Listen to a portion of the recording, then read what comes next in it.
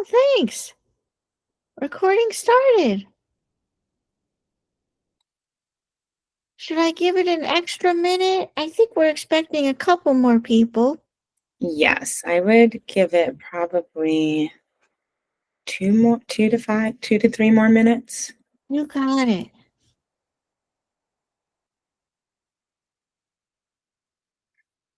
And thanks for your help today, because I'm a bit of a newbie at managing the MAC meeting. Same here, Kelly. We'll learn together. Exactly. We've always just trusted in Karthik, as we should. I know. Oh, Miss West is on the line. Hold on. Oh, wow.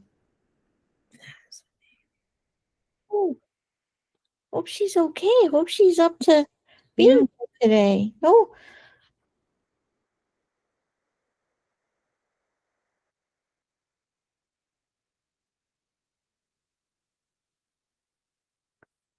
hello, hello. We're just waiting a moment to get all gathered, and we'll start soon.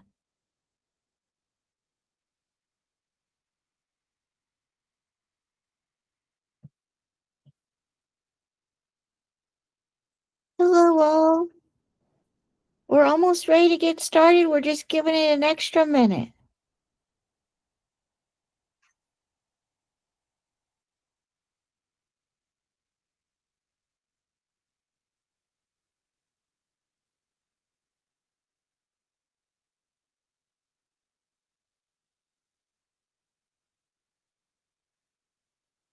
Hello, welcome. I think we'll wait one more minute and then we'll get going. I'm filling in today for Karthik, so thanks everyone for bearing with me.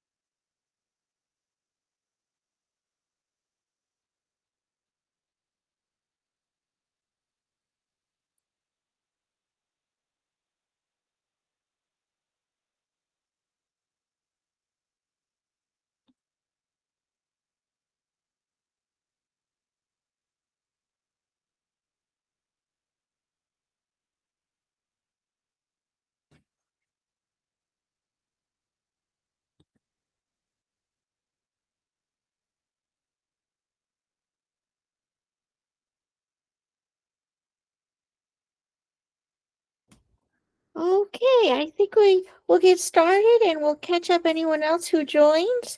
I'm Kelly Mack. I'm here guiding today's MAC meeting as Karthik couldn't be here with us today. So thanks for your patience and understanding as I'm a newbie to this. We'll get started first with introductions. Kelly Mack, DC resident and wheelchair user, and I will send it over to someone else. And then if the next person would do the same, then we will cover all of our introductions that way. Why don't I start with Matthew?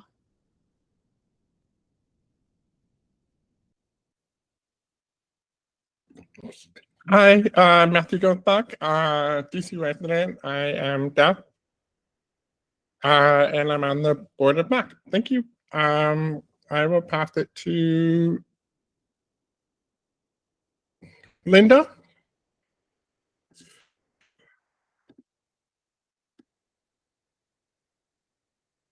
I'll speak for Linda. I am Warnique West. I was originally supposed to join, a little under weather, but due to my director unable to join, I'm here. I am Warnique West, solid waste administrator for the Department of Public Works. I am also the citywide snow coordinator. Linda Grant is my snow assistant, and she's just here to take notes for me for any questions, comments, or concerns that I'm unable to answer tonight, and to ensure that we get that information back to you. I'll turn it over to Jackie from DPW also.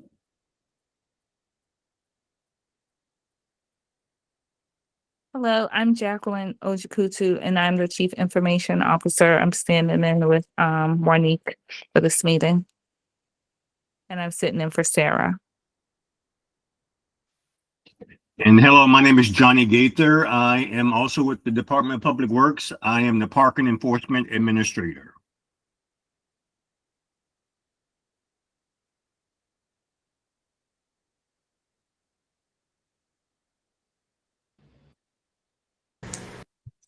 Hello, my name is Susie McFadden Resper. I am with the DC Office of Disability Rights. I am the ADA Compliance Specialist for Public Works.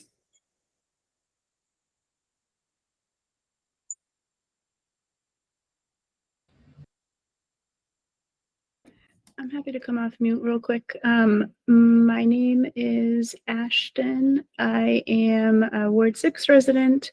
I do not have a disability myself yet or now, but I have family members with disabilities and try to be an ally.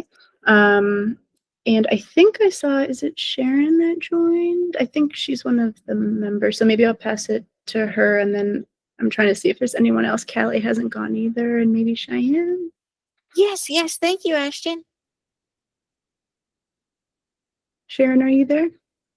I hope I'm pronouncing that correctly. I'm Oh, wait, sorry. I was on mute. Hi, good evening. Can you introduce yourself? Oh, sure. Yeah, Sharon Koshi. I am a council advisory member on MAC. I live in Ward 5. I don't know what else what else I should include, but I'm very excited to be here as a partner in this process. Thank you. And how about Callie? You go next. Good evening, everybody. I'm Kelly Crumpo, she, her. I lead the Washington Area Bicyclist Association's advocacy team, and I'm very interested in many of the issues that you're working on. I think there is a lot of important safety improvements that we can do for all residents, and especially thinking about people who have disabilities. So thank you. Great to have you here. And I think Cheyenne.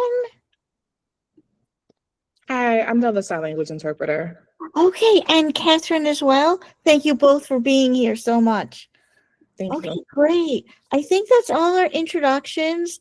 I didn't have any announcements. Do we have any announcements now? No? Okay. All right. So I think let's welcome our visitors from DPW. Thank you so much for being here, especially being under the weather. And we will turn over things to you to get started with your presentation.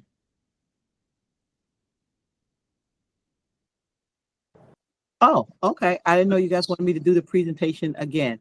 Do someone? Well, actually, if the MAC committee has reviewed it, which I have, are we comfortable maybe just going to the Q&A, just going straight there? And I think we had some questions compiled. Did we already send them along? Okay, so maybe let's just go directly to the questions then if everyone feels comfortable. Matt and Sharon, are you okay with that? Okay. So first I wanted to thank everyone for inviting me to the MAC Council meeting.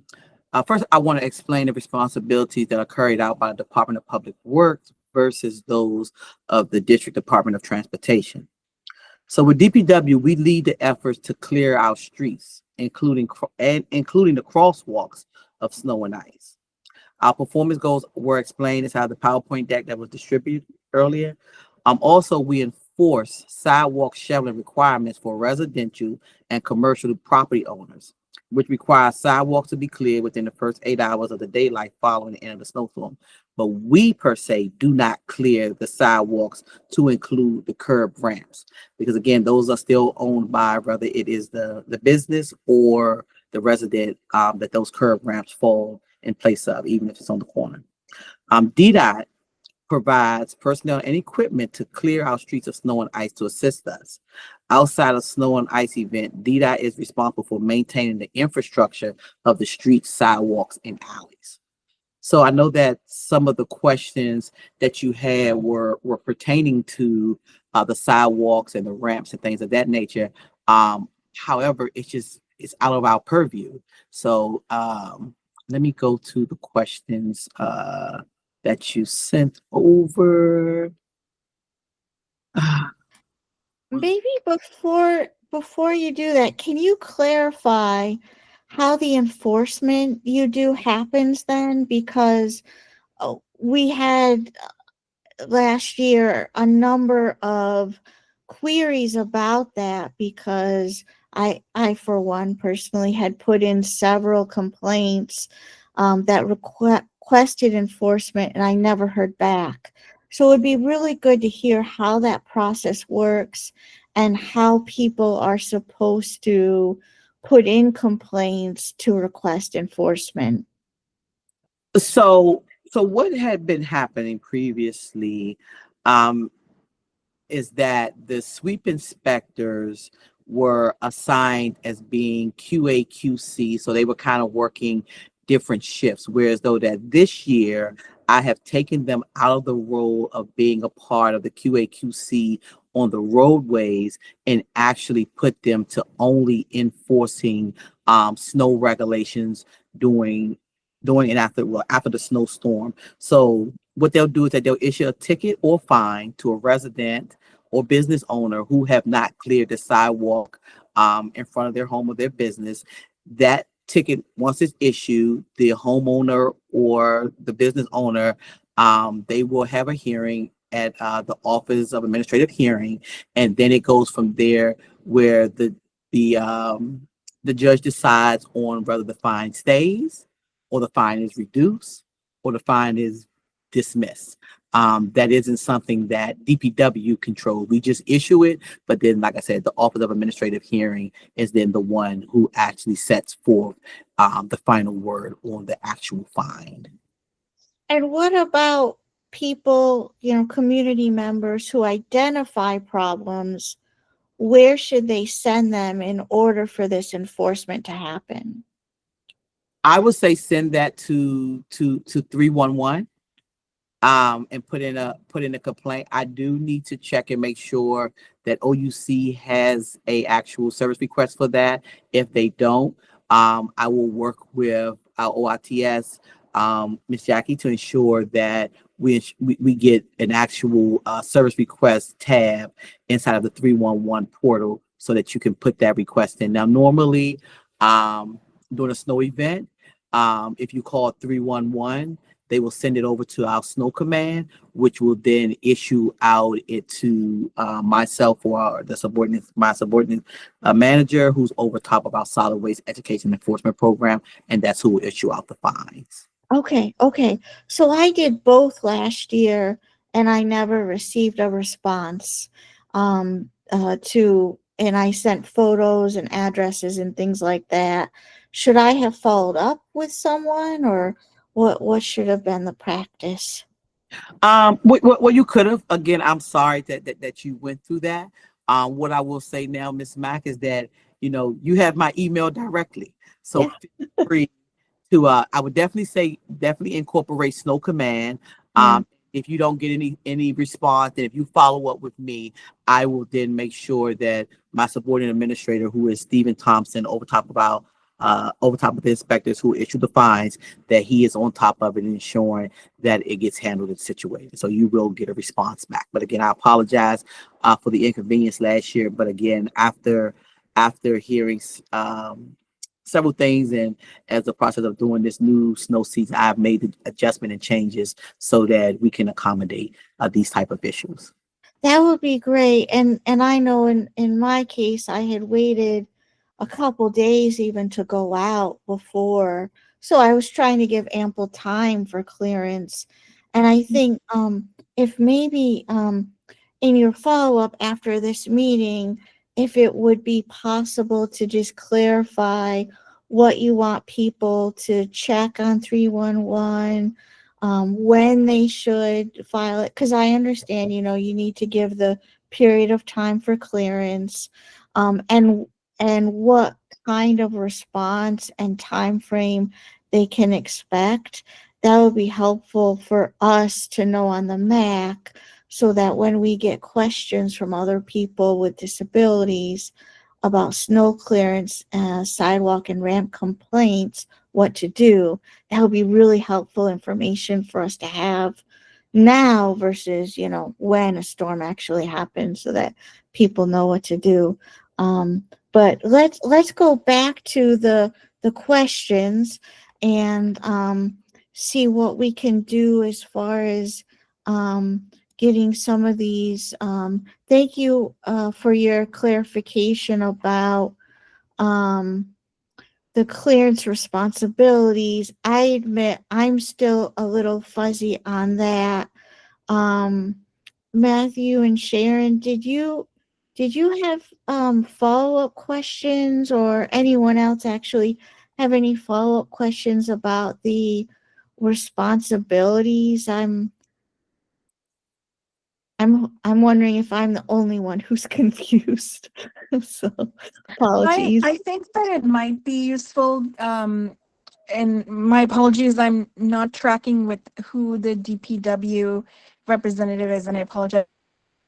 It might be helpful just to walk through just highlights of your presentation, because I think, it's been a while since some of us read it, and if it's okay with you, if you could just maybe walk us through some highlights so that we could just reignite some of those questions.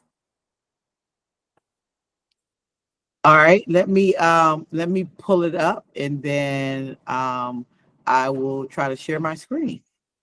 Thank you very much. Thank you.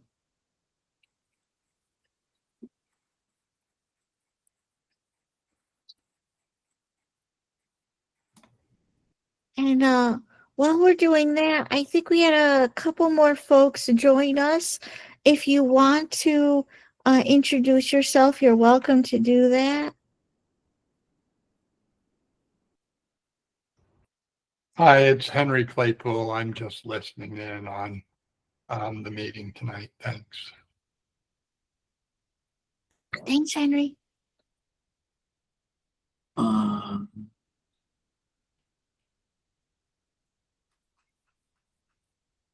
And Heather, maybe you could say an introduction briefly. Sure, I'm just finding the button. Sorry here. No worries. Heather Foote from the Pedestrian Advisory Council, and we had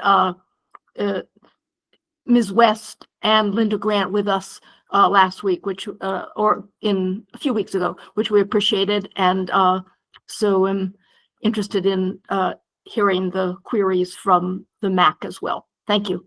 Thanks, Heather.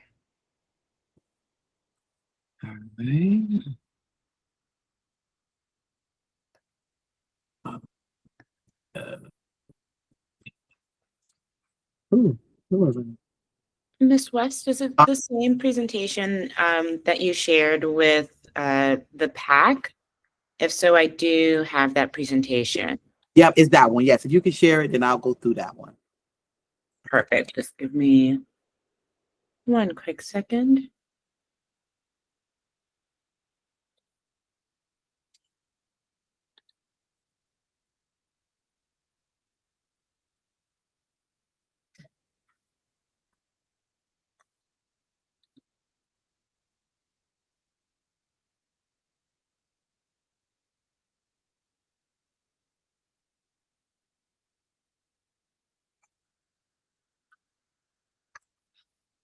Bear with me here.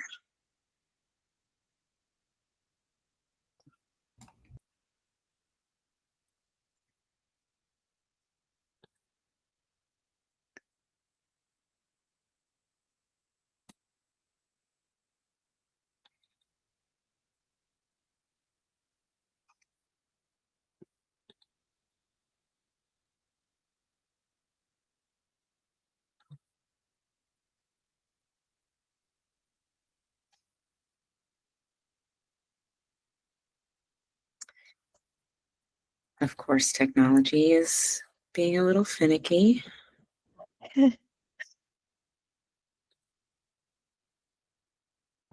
I'm seeing. I think I got it. Oh, Oh, great.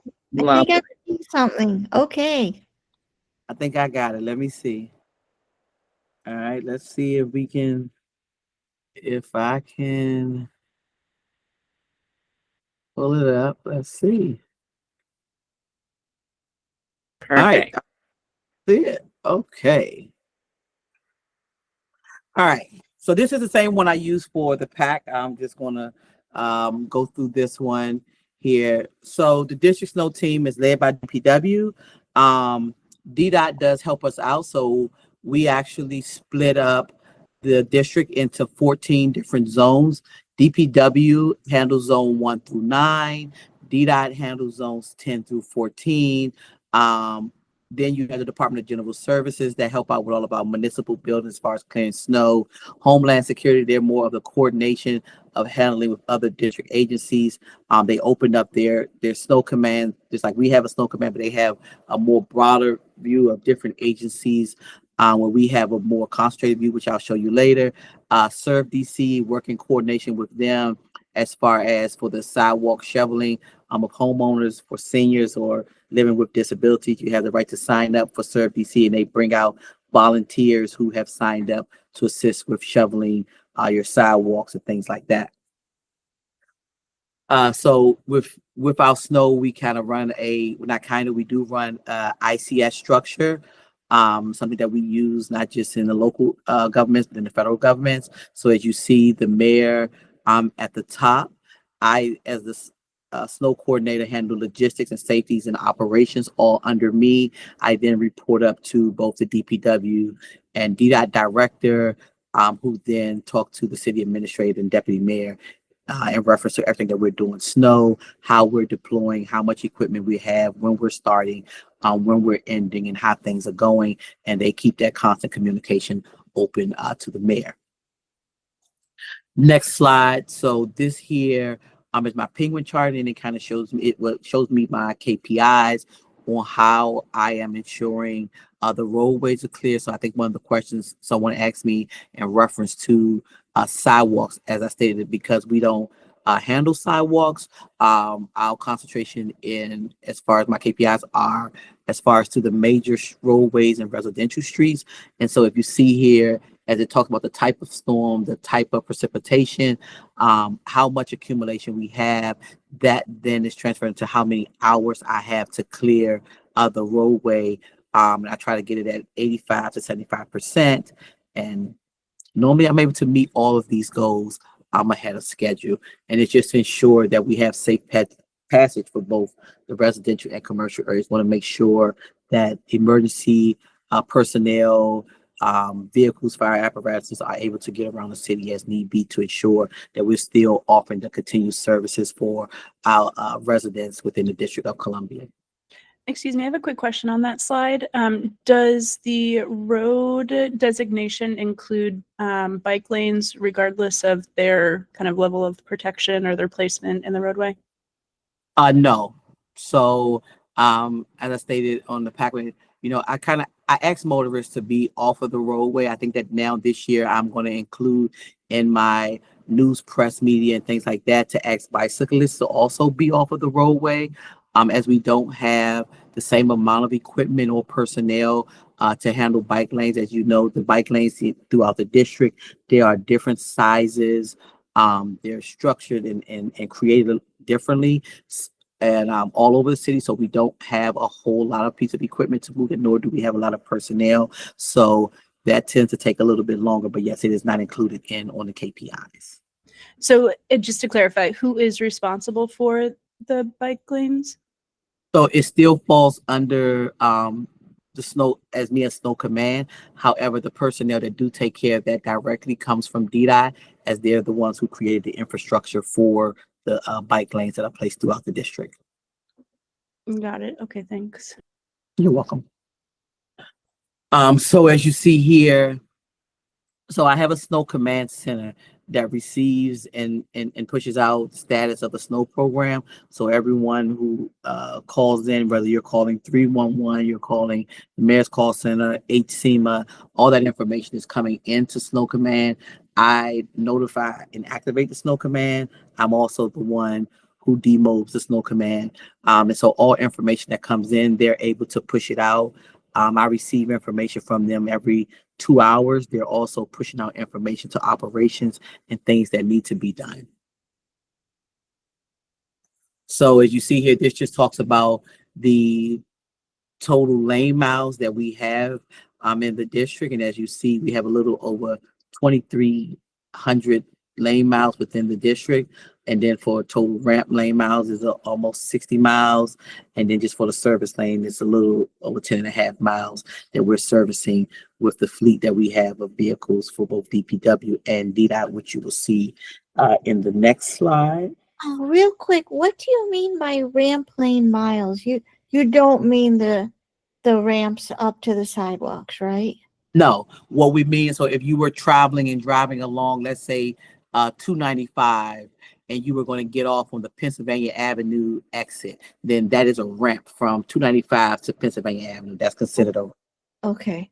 Okay, no problem. All right. And just so for everyone's clarification, when we're talking about lane miles, so you could be talking about if, let's say, if a roadway can be 5 miles long, but if it has 4 lanes in it, then now it is if it has 4 lanes on each side, right, it is now almost 40 miles for lane miles, just so you know, and the whole everyone understands what it is that we're doing. All right, so when we have a snowstorm, I'm deciding what kind of deployment I'm going to do, whether it's a plow, which consists of 30 heavy plows and no light plows. If I'm doing a partial, a full deployment, and then a full augment deployment. And a full augment deployment is when we have blizzard such conditions. And as you see, the different deployments talks about what we're going to be covering, and the way that I decide this mainly goes off of institutional knowledge along with what the weather stations tell me. So I'm looking at 3 different weather stations that I deal with, that network out to, in order to help me make the decision in order for how to determine which roadways or which deployment I'm going to be using. So at the smallest level, we're looking at maybe a coating or dusting, which is why you see NHS, which is our national highway system, along with bridges and service roads. And then we move up depending on, again, the amount of snow, what time the snow is coming, and how much snow is anticipated throughout the duration of the storm, or if short pockets and things like that. And that, again, that comes off of institutional knowledge. I'm gonna knock on wood and say that I've been great at kind of, or at least not great, but at least good at making a decision on what type of deployment we need, because anyone who knows snow, the weathermen and women can be wrong. However, I cannot, with ensuring that the roadways of the District of Columbia are up and open for people to move around. Next slide. So this is about the equipment that we use to clear the sidewalks of the bridges, right? So that is bridges that we clear along with the bike lane. So we have, as you see, National Park Service have their own set of teams, DPW and DDOT. We clear about almost 160 bridges throughout the district. And this type of equipment that we use is, to the left is a Ventrac sidewalk machine, and there's another Ventrac that we ride on that has like a broom that kind of blows the snow off, and then we also have one that has like a small kind of plow on it. But all of this equipment, we aren't able to drive it throughout the district. We have to put it on trailers and trail it throughout the district to these different areas in order for us to. So not all bridges use this equipment. Most of the bridges we kind of do manual, with personnel with shovels and things like that, and they're spreading salt by hand. Okay, so just to clarify, you're saying that you don't do any sidewalks except for bridges? Yes, ma'am. And are the ramps at the ends of those bridges covered by DPW? So yes, we're taking it all the way down to the sidewalk. Yes. Oh, okay, so the connecting sidewalks Yes. are covered. So you'll clear to the connecting sidewalk. Yes, ma'am. Okay, sorry. Thank you. No problem. And so as of October 1, I report out that there was 47 miles of protected bike lane and 88 miles of unprotected bike lane. And that was in October. This could have changed as of today, as DDOT is constantly putting in new bike lanes. DPW, we aren't quite notified when a new bike lane comes available. We found out about it and we try our best to do what we can do as far as for cleaning it. But again, the infrastructure is all of DDOT's. Before you change slides, I do have a question. Sorry, going back to the bridge sidewalks. What happens to that equipment after those bridges have been cleared? Is there a way that could be used to clean up some of the issues that may be cropping up as far as ramps in other places? So that equipment, similar to the rest of our equipment, it is put up right now. So the district, so the snow trucks, right, that we use, we also use those for leaf season cleanup. The same personnel that is working to clean the bridges and sidewalks, they have back to doing leaf removal. We don't have a different set of personnel. It is all the same personnel. And so once we get out of a snowstorm, we have to jump right back into doing leaf removal, trash pickup, and things of that nature. So it's the same personnel. We don't have an additional set of personnel. I can't tell you exactly what DDOT does after a snowstorm, but for DPW, we go back to picking up residential trash and recycling, bulk trash, and also cleaning the streets of leaf throughout all 8 wards. I guess maybe we can go back to it later, but I guess I'm thinking of like, if on day 2 you've done the bridges, can day 3 be some extra ramp cleanup? I'm not, because there's still snow on the ground, so there's not going to be leaf cleanup to do. Is there a wiggle room there where those machines could be used for some of the problematic areas that are identified during or right after a snow emergency? Just throwing that idea out there. We can talk about it more later. I totally understand. Yeah. Fortunately, we are still picking up leaves, even if it's snow out there. You would be surprised about the amount of people who call and say, it stopped snowing. When are you guys going to start picking back up our leaves? Yeah, I understand it, but if people in wheelchairs can't cross the street, to me that's a little more urgent than I totally understand exactly what you're saying, but yeah, that equipment, like I said, it is known to pick up, but that is definitely something we can venture out to, and like maybe a 10-day window or 5-day window where there's some other areas where that equipment could be really useful, and maybe we can talk more about it later. I'll let you move on. Sorry, just a thought. No problem. No problem. Listen, I'm all fine with you definitely putting that down, putting in the email, and I will move it up to my director, who can move it up to the powers to be. And if they say that we can shut down leaf for 5 to 10 days, then that's most likely what we'll be doing. I just don't have the authority to make that call. Yeah, Ms. West, this is Sharon. I have a question. I'm curious if there is some sort of escalation process for when individuals with disabilities have to call in and request services. As you might imagine, a snow-covered sidewalk for somebody who has legs, for example, is a very different level of urgency than for somebody who is completely immobilized by that and cannot actually get around. I'm curious if there is some level of escalation in place already, and how does DPW manage these sort of requests that are on an emergency or an escalation basis? So this is I've never received one of those emails or escalations, I can reach out and get some information and find out from my general counsel. Has that ever been the case? But I have never received that. And again, because we don't clear the sidewalks, and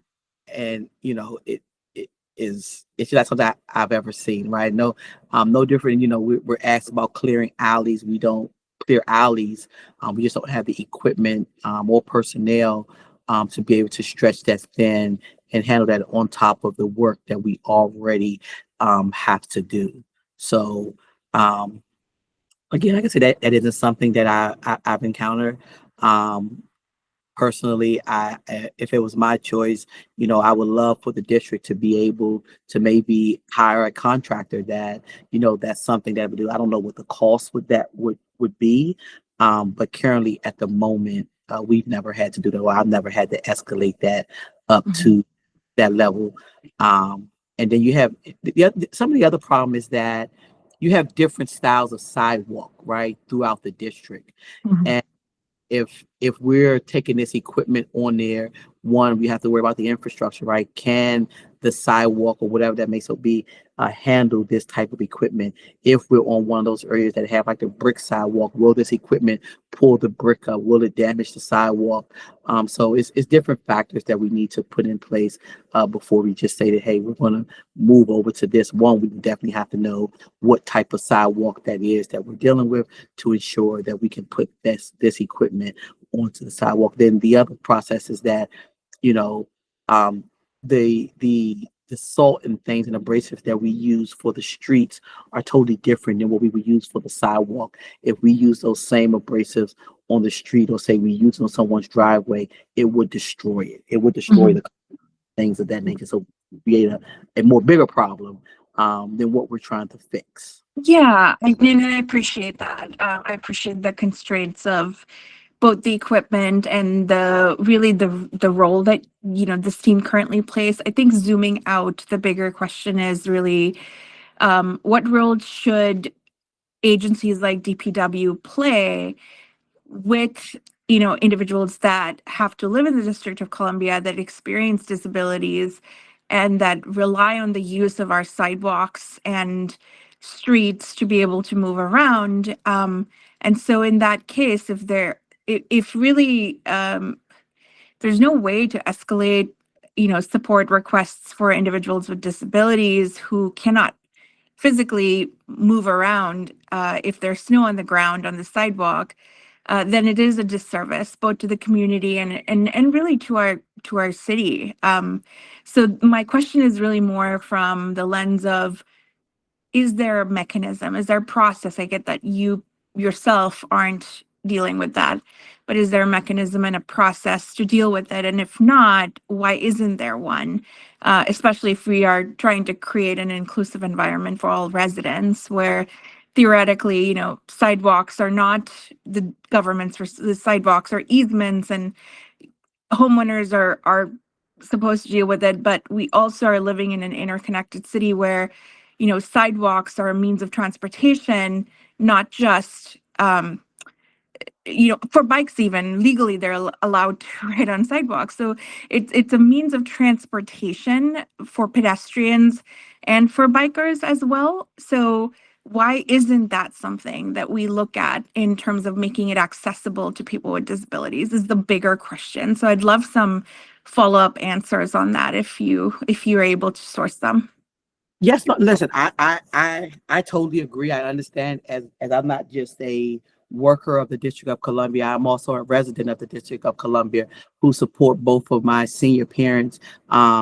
They're not in a wheelchair. However, their legs and things aren't as strong as they normally would, as my father walks with a cane. So trust me, I am that person who's making sure that, my sidewalks is clear. Sometimes I'm reaching out to my neighbors like, hey, I need you guys to clear your sidewalks. Like, right, this is what we have to do. So like you said, it is definitely a holistic problem, not just of the government, but also of the community and everyone figuring out how we can work together and find a way to definitely address this. But yes, I'm definitely willing to talk more about this and find a way that we can escalate this. I'm willing to speak with our MOCA's office, as far as seeing if that some of the MOCAs can get out into the community and educate residents on their responsibilities and things that they must do. That it's not just about them, that it's also about their neighbors with disability and limited mobility that also need assistance. So it's imperative that we're all doing our part here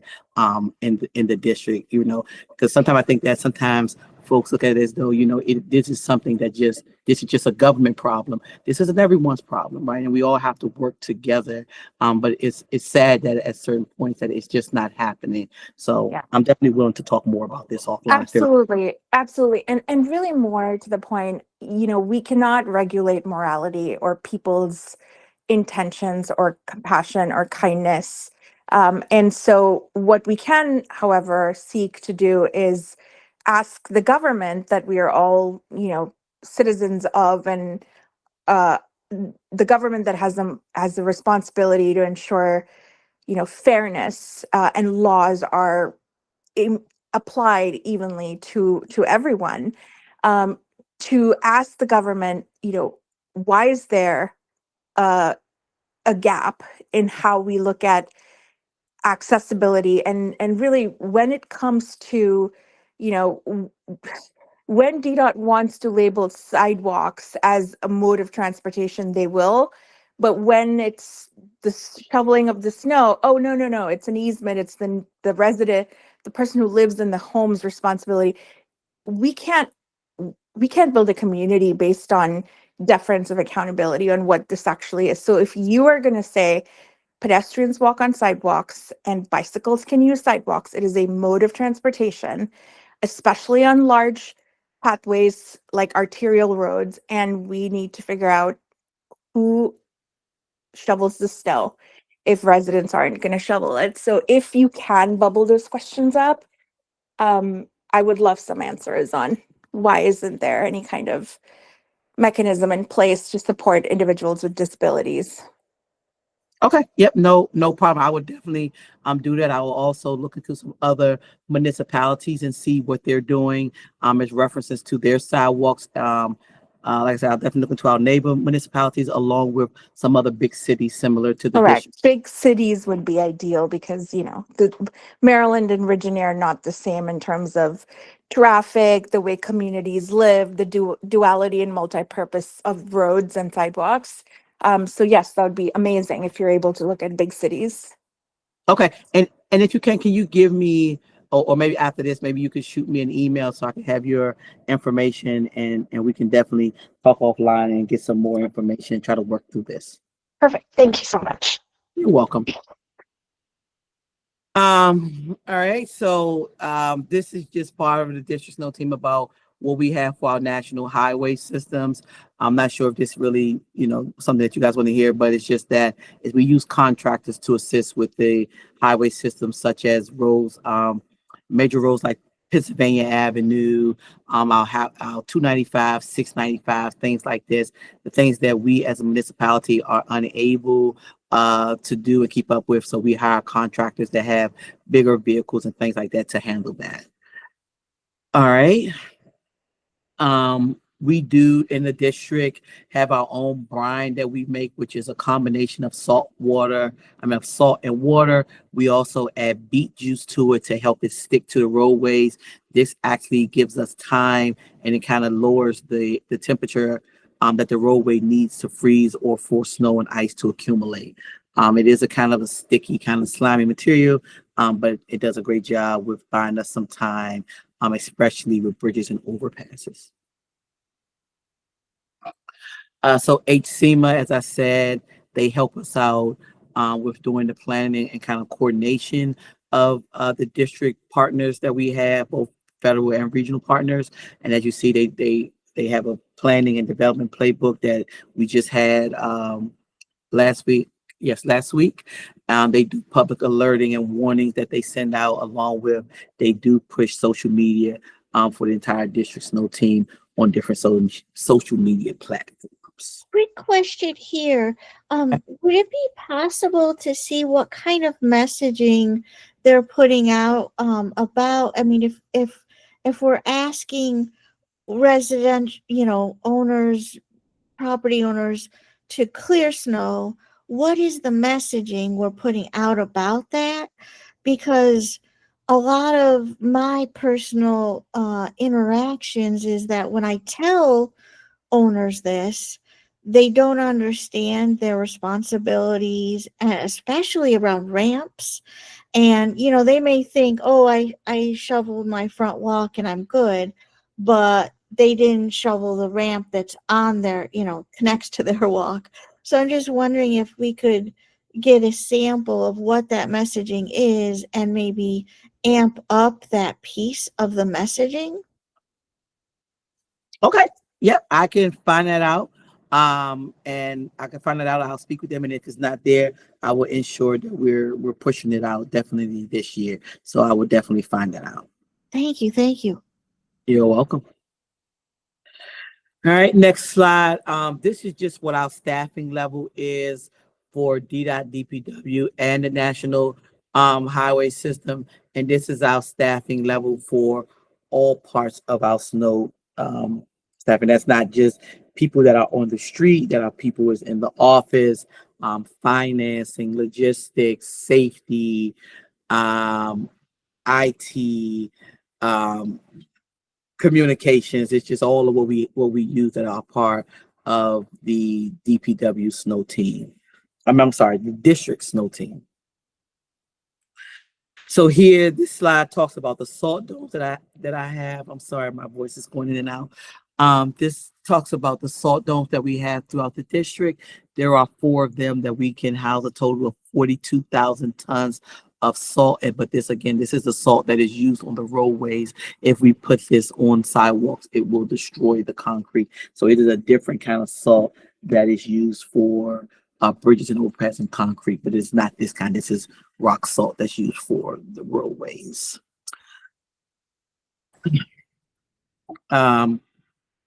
So this talks a little bit more about our snow command and all that we do, how we receive and track requests, how we put them out. And again, this room here, it sits in our headquarters building, and we have different staff in there from different agencies. As you see, we have FEMS in there. We sometimes have MPD in there. We have HSEMA. We have someone from DGS. We have someone from DDOT, someone from DPW. I've added in someone from WMATA so that we can be able to coordinate all of these functions, and we're all in the same room when things happen, and no one has to just say, hey, I got to pick up a phone. They can look over to the left or to their right and have one of their counterparts, and we're able to better coordinate and make sure that we are addressing the problems at hand.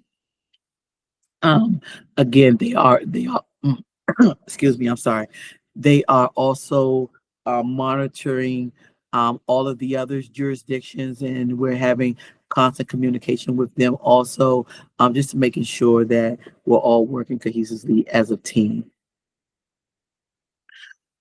DC Snow Team, we have our own safety team, which is out there to assist and help with incidents and accidents. During our snow dry run, we actually put together a training with MPD, and we simulate and make crash scenes so that everyone can know what they're doing, just refresher courses. We have our drug and alcohol on hand, supporting any reasonable suspicions when people are coming in to ensure that we have the right people on the road and that everyone is in their right state of mind and that they're ready and safe to come to work to ensure that we clear the roadways. This here is a table on how every 2 hours I have a meeting with operations, going over and updating what our road conditions are looking like. And so my plan is that definitely that we get down to 1 where the roads are clear, either wet or dry. And so it goes through a series of stages depending on how much snow it is. And so this is how we're tracking and covering every roadway in the district.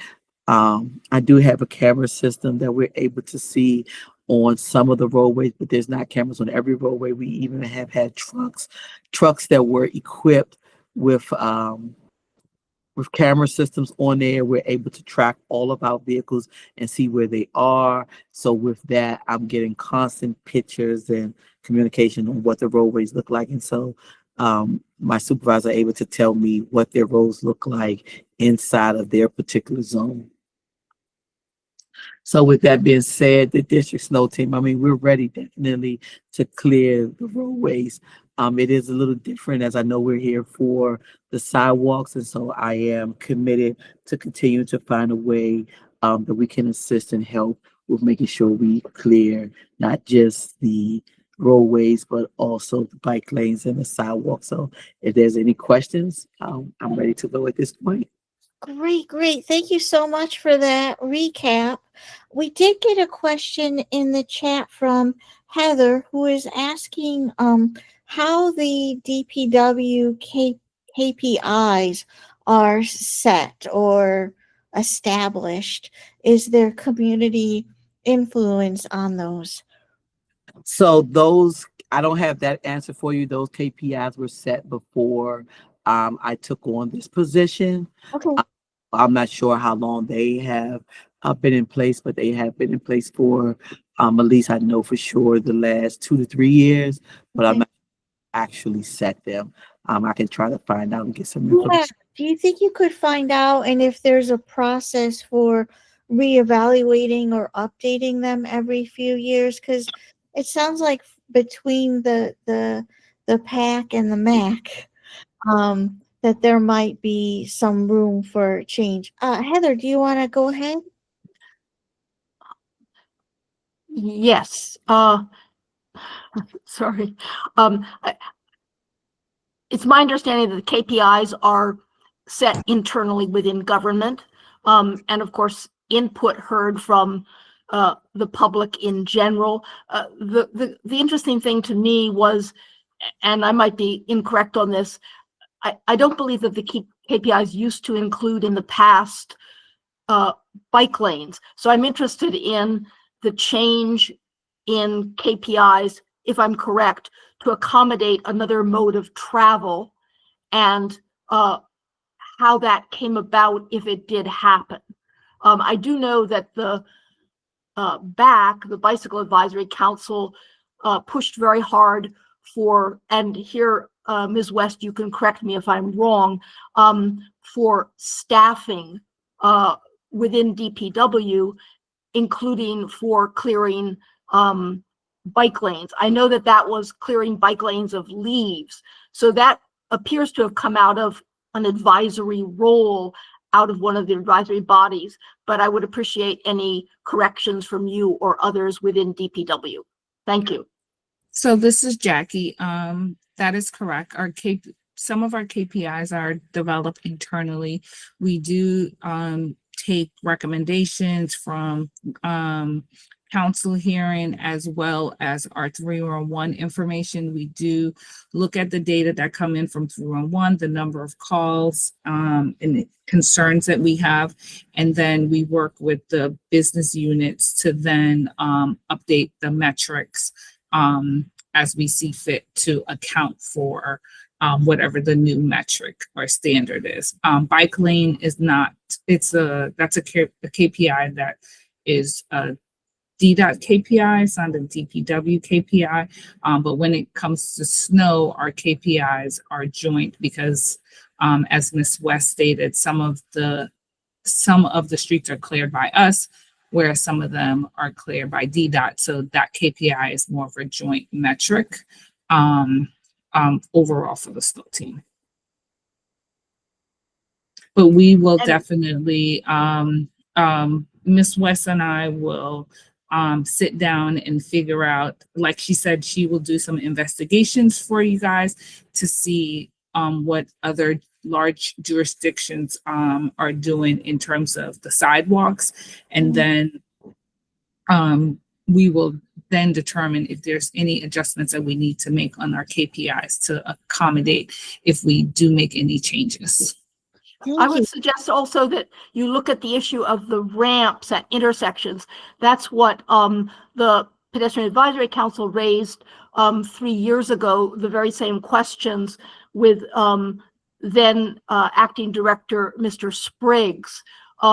And the other issue, I don't want to jump in too much here, Kelly, but I talked to a very interesting leaf collector today in my neighborhood near Adams Morgan, and I had not understood that it's the same staffing.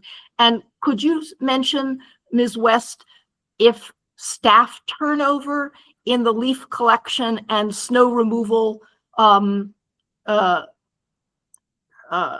hiring affects your training for those roles year to year? Thank you. Yeah, so every year, for LEAF, we hire 200 people. This is not always the same 200 people. This is a temporary staff that is only here from November to January. And then after January, 100, a little over 100, between 108 and 110 of those people are released and let go. And those 110 that are let go are the sanitation workers, which are normally used to handle bridges, and things like that. The drivers are CDL drivers, so they are already in snow vehicles. So you can quite imagine that once January hit and the leaf season is over, we no longer have that staffing or personnel anymore. And it is the same personnel that does leaf, that does snow. Our drivers stay on to March 31st to accommodate us throughout the snow season for the additional personnel that we need to handle snow driving. But we do not have the additional personnel of the sanitation workers, which do the manual labor. Again, we're not giving that much funding, so they're let go in January. Thanks, Heather. Good questions and comments. Do we want to look at some of the questions that we sent over? I think we've covered some previously, but maybe could you elaborate on question number 5, which was about the plowing and how that actually and a lot of people with disabilities experience results in more snow being added onto a ramp instead of less snow, and ideas about how we can address that problem.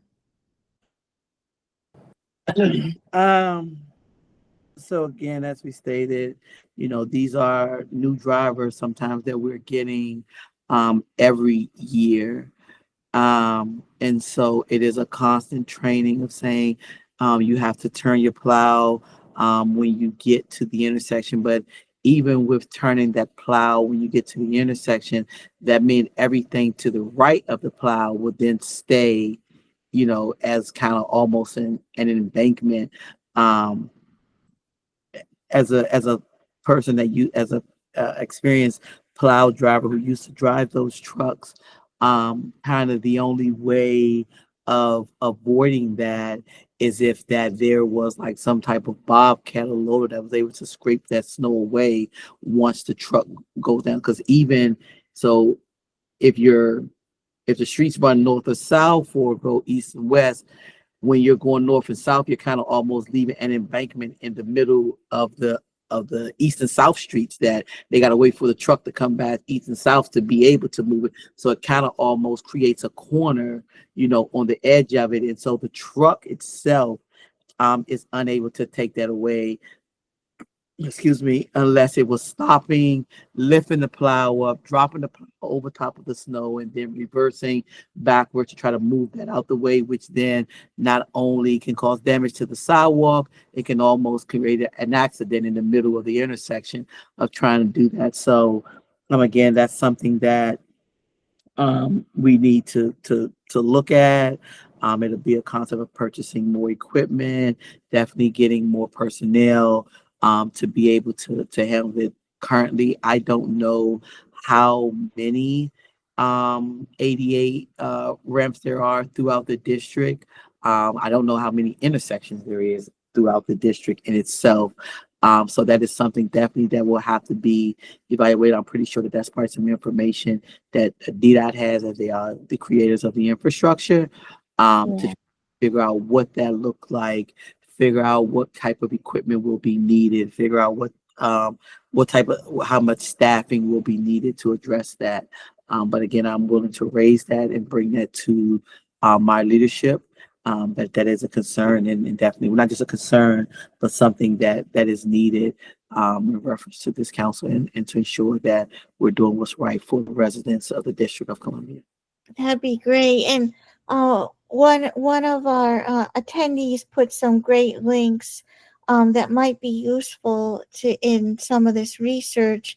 You know, I'm wondering if there's some other best practice that we can learn from other snowy cities, maybe that might be a good application here in DC to help us with these access problems. Because I know we've a bunch of us on here have dealt with, yep, can't get across the street because there's a big there's a big embankment. We've been snowed in with our mobility devices or whatever we're using to get around. So I think we covered some of these other questions. I'm just kind of one of the and maybe this goes back to the KPIs is the tracking.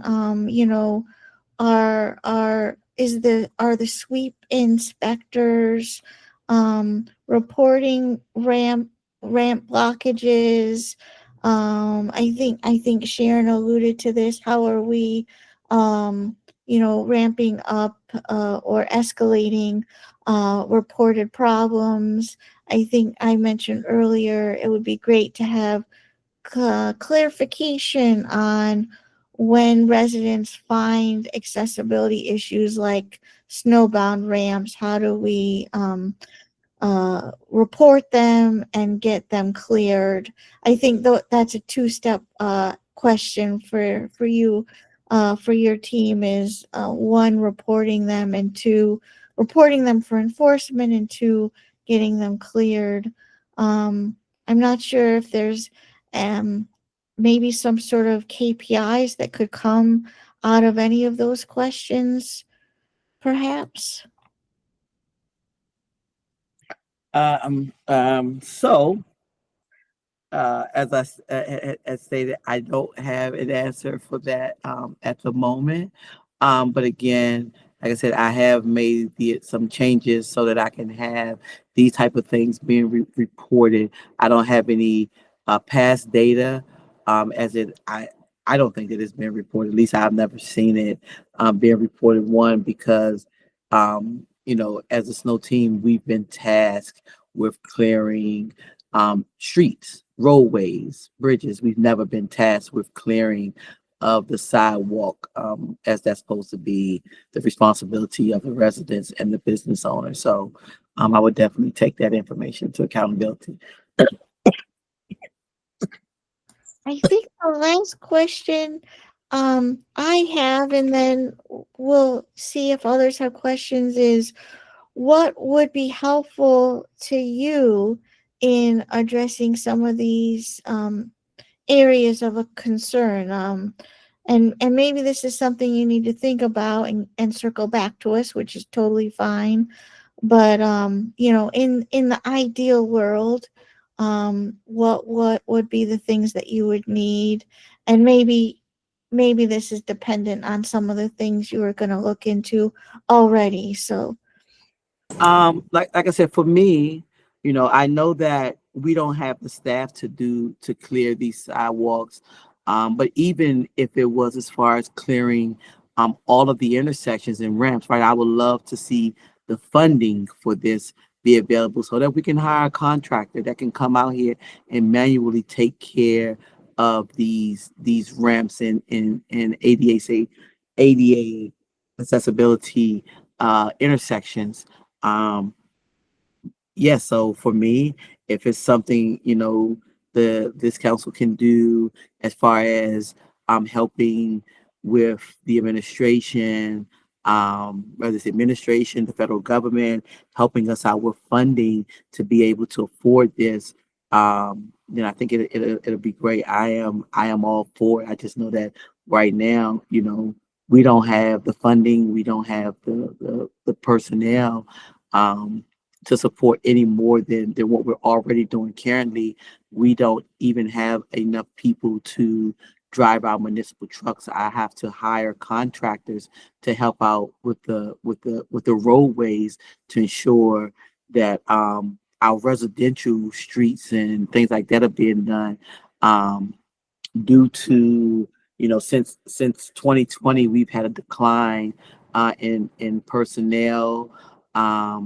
We've just come out of a hiring freeze, dealing with money, in our funding that we normally get. So things have been tight, but I am willing to take your concerns and things like that, like I said, to my upper leadership. But I would say any help that we can get with getting the funding to drive this process, I am all for it.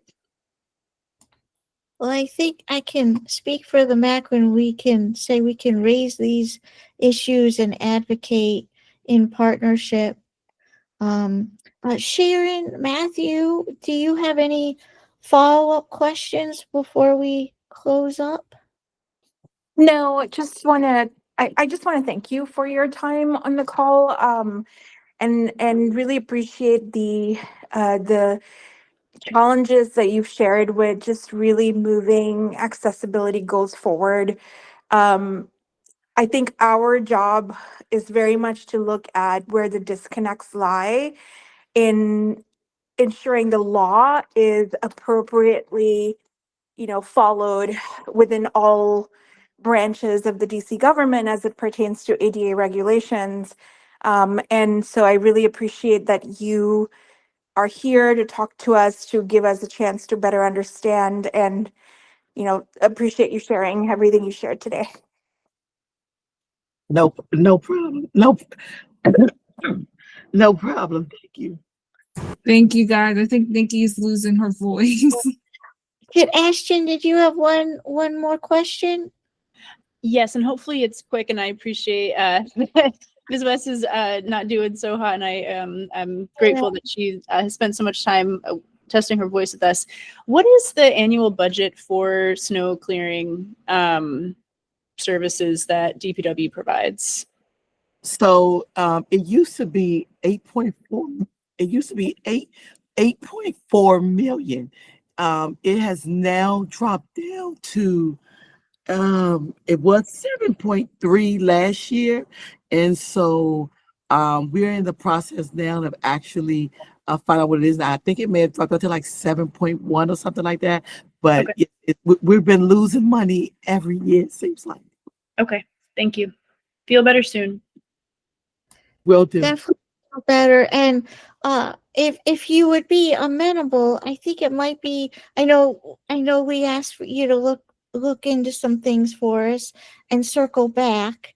And since snow season is upon us, perhaps it would make sense to meet up again in the spring, see how things went. We can talk about some more of these things.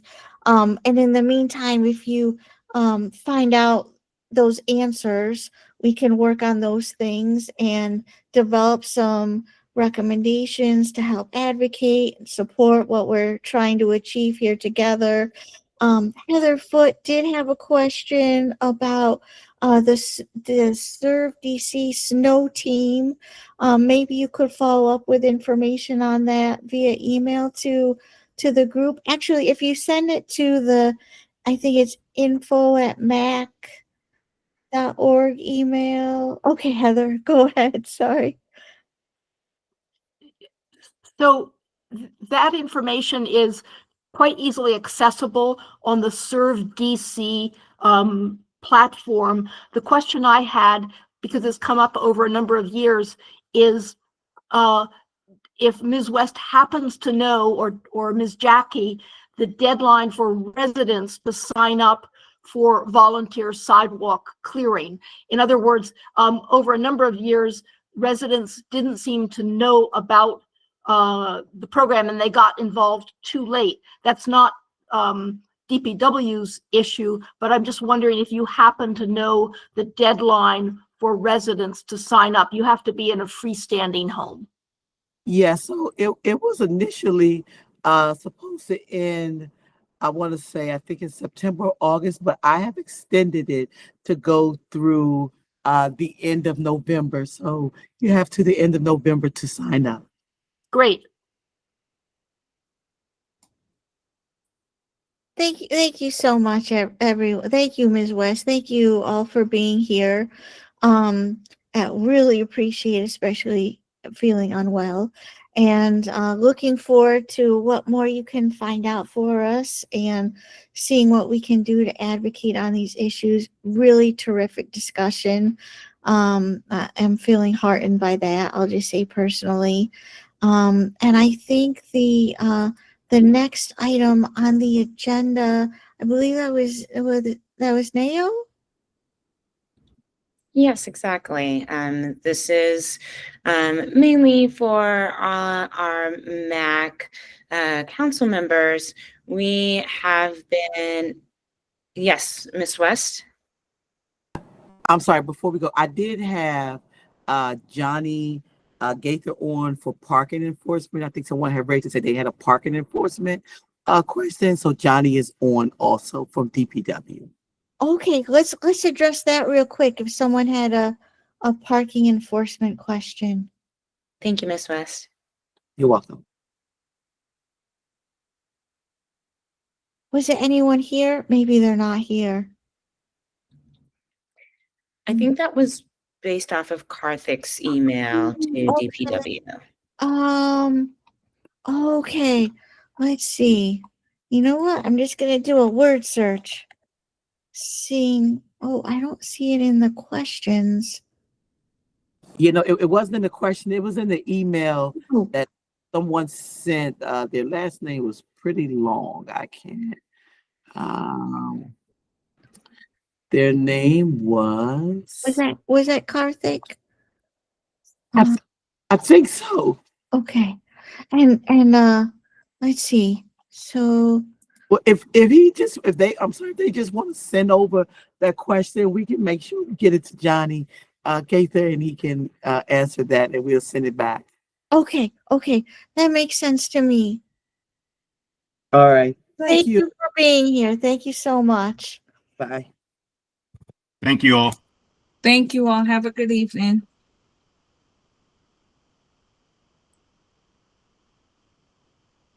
Okay.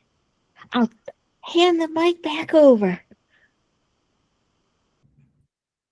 Sounds good, Kelly. Thank you.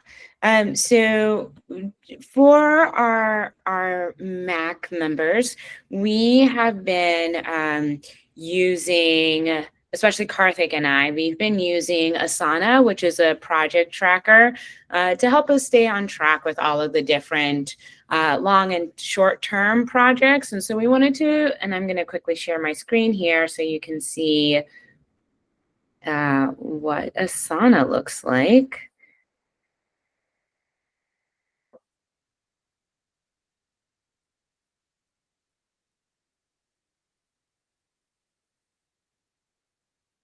Okay, can everyone see my screen? I'm not seeing it yet. Oh no. Oh, okay. Okay. It's coming up. Perfect. I know, internet. There's always a lag, isn't there? Yes. Well, thank you everyone for your patience. So just to tell you a little bit about Asana, it's a project tracking tool which we have a couple additional seats available to our MAC members. And so what I'm hoping will eventually show up on your screens is our Asana tracker for long-term projects that I have been working on. And I think that one of the great things about this is that once we add in different members to certain projects that are going on, we can keep track of different work streams under said projects. Right now on my screen, I have something called long-term projects, which includes figuring out ways for us to have broken sidewalk reporting, different ways for us to start planning and preparing our oversight performance report, which we will present to the council members, to the DC council members, just to go over about like how we're using our budget, what we accomplished this year, who our different guests were. And then in addition, one of our pet projects has been the daylighting data project, where we're collecting data from all around the city to start being mindful of where the daylighting safety issues are taking place, so that this is information and data that we can go to DDOT and all of the city planners to start trying to figure out the best ways of creating safe streets. Daylighting, I'm probably not the best person to provide an explanation of this, but part of what we've done with the daylighting data collection project is that we have we've created a survey and also an instructional document, different digital video, and really highlight how easy it is to use the DC 311 app, especially for when you are noticing a daylighting issue and want to report it. One of the things that we're doing and hoping to do is that by gathering data from 311 app on the daylighting issues across the city, we'll be able to put all this data on a map so that we'll have a better idea of like where are the highest daylighting issues taking place. So that's just on one project. Another way that I use Asana is for managing all of our meeting and invites. Also for when we're increasing our recruitment for MAC. We're so delighted that we have Sharon and Matthew as two of our newest council members. We still do have about 2 or 3 seats open. So we're in the process of doing that. So Karthik and I are working together on figuring out the best ways for recruiting all around the city with a specific focus on like certain areas. So I'm still not sure if you were able to see any of the screen and the Asana, but we just wanted to make sure that MAC members knew about this feature. We would love for you to start using it, especially as we start trying to figure out different ways to really increase on the different side projects that MAC members are taking on, as we see that there are projects across the city that we would love to be involved in, especially like the and I believe this is the South Capitol Street project, the downtown transportation study, and any other capital project work that we would like to be involved in. So Matthew and Sharon and Kelly, we'll chat a little bit more about this, but I'll go ahead and provide you with access to our Asana. And then we would love for you to start using it if you think that it will be something useful for you in managing the different projects within MAC. That's great. Thank you so much. And I think this could be really useful. I'm thinking about putting some of the things that we want to accomplish with the cab issue, for example. That's great. And follow up and maybe now the snow clearance stuff. I think that would be great. Like, I think we had a number of items that we would like follow up on. So thank you. thank you. This could be a great tool. I'm You're only a little bit intimidated by it, so that's good. No worries. I'm happy to like go through a walkthrough of the application. I think it is quite user friendly. It does like maybe take a little bit to understand it, but I'm happy to walk through the members on that. Fabulous. Matthew and Sharon, do you guys have any questions about that? Would it be useful? Not to put you on the spot, you don't have to answer. I mean, yes, it would be useful to look at and track progress and project manage, I suppose. It would be cool to just get a tutorial or a demo of the tool once we have access. Yeah. Okay, that makes sense. So maybe I don't know if we have time on the December meeting or we can schedule a separate time. I'm open. Yeah, or even if there's a video tutorial in advance of this, like we could just watch in advance and then ask questions. Oh, that's a good idea. YouTube to the rescue. Yes, always. I'll go ahead and find a quick little video to share with the team, and then we'll just go and do a walkthrough of our specific Asana tools, and then and we'll go from there. Brilliant. Thank you. Oh my gosh, look at us getting all organized. Are there things that we should talk about for the daylighting and dangerous sidewalks, or should we wait for Karthik on that? We should wait for Karthik. I will say at the moment there hasn't been much movement. We're really just I'll let Karthik provide more of an update. I'm sure he would be happy to. So we'll pause on that. I am comfortable if you think we should voting on June through September minutes. I didn't get the chance to read through October yet.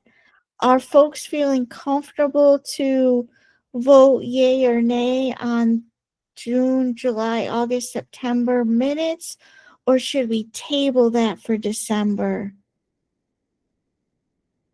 I wasn't here on the June and July one. Does that matter or make a difference? No. Okay, then we. At least if everyone, so. I think Karthik would probably appreciate us just resolving that today if everyone's in agreement. Yeah. Yeah, I mean, if we have quorum, I think we should go ahead and do it. Yeah, I think we do. I think we're only missing Karthik, and I think he would approve anyway. So, so let us. I'm rusty on the voting. I propose to approve the minutes for June, July, August, and September. We'll hold October and November for next month.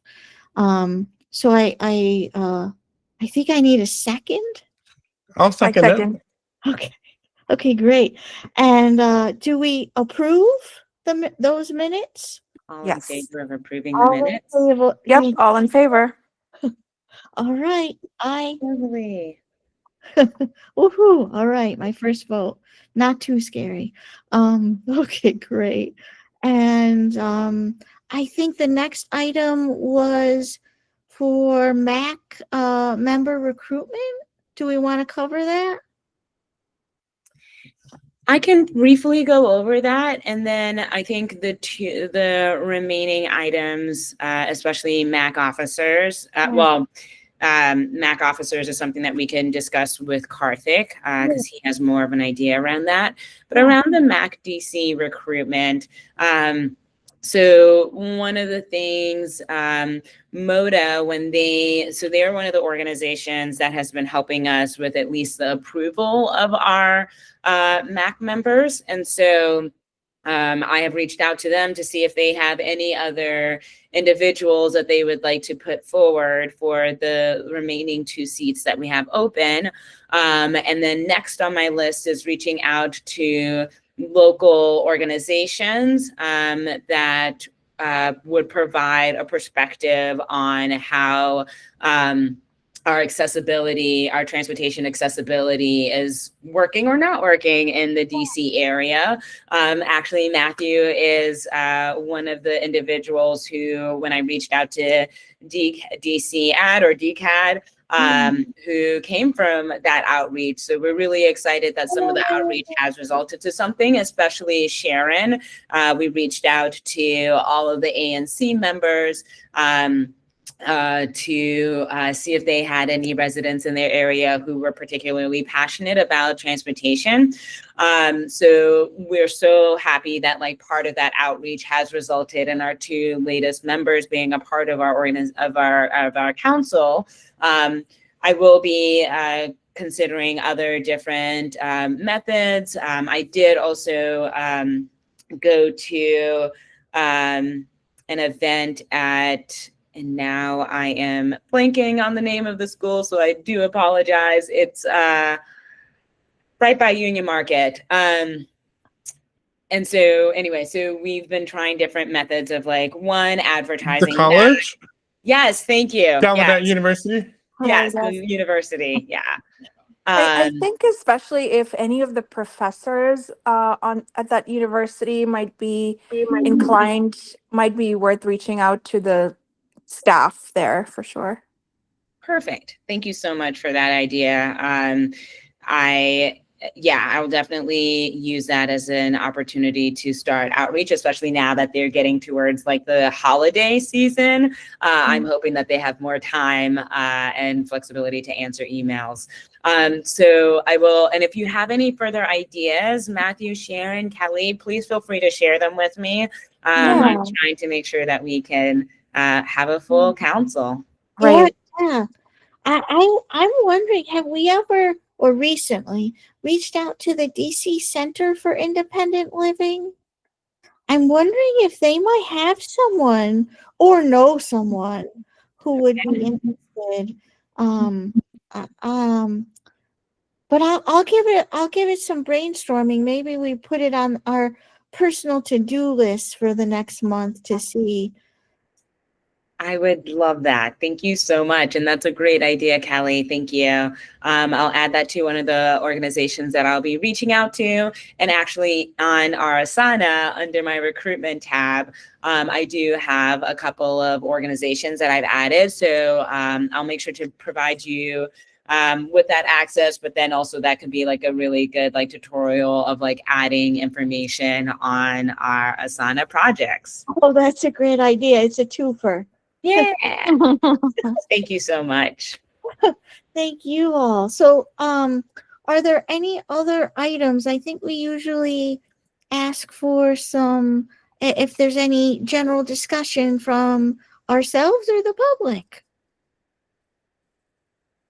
Yeah, I wonder if this is something that we can add to a project. So I had raised this kind of query on digital accessibilities with Garthik last time, and he introduced me to somebody within the DC, Office of Disability Rights, maybe.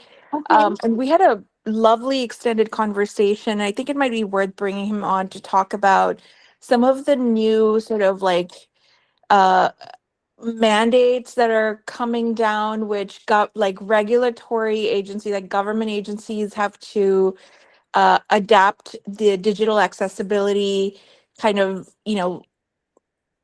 laws, for lack of a better word. I don't know if they're laws entirely, but ensuring, equal accessibility to individuals with disabilities on digital platforms. That does not, however, extend to like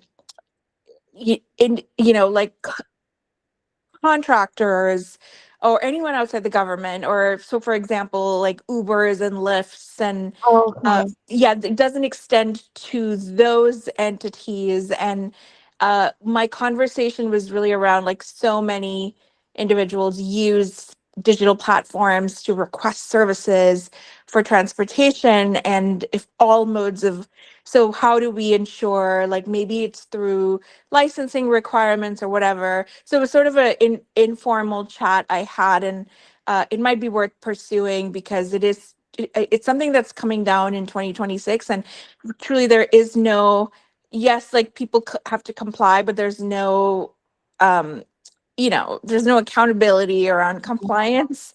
Yeah. So something worth discussing, I think.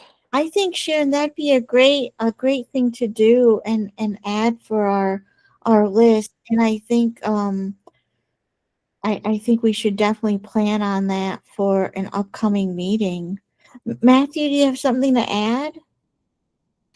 Yeah, well, I love what you just shared, Sharon. So I was just thinking about like projects. I can't remember if it was an email or a meeting, but I had talked to some community members about maybe a project to spearhead when thinking about the trains in terms of access. Like in New York City, they actually have like real-time messaging in the train if there are any announcements, not like captioning in the train. They even have, I think it's called Combo Now, where there's actually a deaf person or somebody signing, things that are in there. Even thinking about where the lights are to let you know that the doors are opening or closing. Think about having on the side of it. And then, how maybe we might need to bring in like Maryland and Virginia just because of the trains go in both of those spaces. And so that was one of the things that wouldn't mind figuring out how I could work on that project. I think the last one right now was I'm sure you all know about the disabled card, like your Metro card. You can't put it on your phone. You can't? No, so like all the other different types of Metro cards, you can either add it onto your phone, or you can just use your phone as a way to pay for the Metro. But the disability version or disabled Metro card is the only one that you still have to have that hard copy of it. I never knew that. Yeah, Well, and so like now and in so I fact, would we love can. yeah, and so just think about different ways to be inclusive to everybody. It'd be nice to I can just put it on my phone, because I actually lost my card and I had to go all the way and get a new one and pay the $10. It was fine. I mean, but I'm just thinking about like if it was on my phone, I wouldn't have lost my phone. And just think about other people that may not be able to use whatever. But I know that was something that community members have brought up to us as well. So those are like some projects that I wouldn't mind taking on, but would love to maybe a separate meeting or offline chat of like, what does that look like, and how I can how we could have like advisor council take that on. Well, maybe I don't know what Karthik was planning for December, but maybe one of the things is planning ahead on projects for 2026. I think that's a great one. I think on the list we've been thinking about inviting WMATA in, and I think maybe this would be perfect time to plan that out, because I think there's a lot of things with WMATA we might have to say. Yeah, I also, they're making big, I don't know if I would call it big, but they're making upgrades to their payment systems. And like now, I think I can tap my phone Apple Pay directly to pay instead of even like a WMATA Smart Trip card. Like I could just see like the New York City subway system. In fact, my credit card offered me like $10 to go and spend doing that on the Metro. So I think they're promoting it, and might be useful to get WMATA in next time too. Yeah, and does the new payment program, like you're saying, work for disability cards? I have no idea. And it should. Susie, you had your hand raised? Yes, this is Susie. I'm with the Office of Disability Rights, and I didn't want you all to leave regarding the website accessibility. Yes, Title III entities, which include businesses and places of public accommodations, will also have to make their websites ADA accessible. Is it just under website, the or is WC. it also mobile applications? Well, that is, I don't know too much about that, but certain applications are falls under that. The difference is that we are state and local government, so we fall under Title II of the ADA, and we must make sure everything is accessible to people with disabilities. And Title III, they fall under private businesses and places of public accommodations fall under Title III. So there's a little laxing with them under the ADA, because although we must make sure that our program services and activities are accessible to people with disabilities, we have the ability to move these program services and activity into an accessible mode. Whereas the Title III entities, they may say, oh, this is too much of a hardship, and the ADA may exempt them from doing certain things. So I don't like to speak on what Title III should and should not do. The two titles basically mirrors each other, except that we must provide program accessibility, and they must provide access, which they are limited on if they find financial or some other type of hardship in providing the service. So I don't speak on Title III, but they do fall under ADA, and Title III must also meet this requirement by April 24th, 2026. Wow. So Wow. not we are working on all of our websites and agencies' websites and things of that nature right now. And hopefully all of our websites will be fully accessible by that time. Well, thank you, Susie. That's really good information to know. And I think that'll help guide. I think, unfortunately, I think Sharon's connection, she dropped the meeting, but I think that will help guide what Sharon was wanting to address. And I think maybe maybe also we need to think about is kind of separating the Title II from the Title III, so that we can be, because it seems like it might be a little bit different angles there. But I don't want to keep folks. If there's nothing else, then maybe we should adjourn the meeting. Just one more scan. All right. Thank you. Thank you, everyone. This was great. Really productive. Always a good conversation.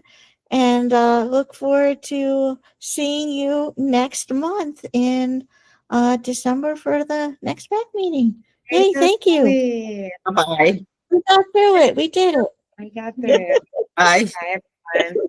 Have a good night.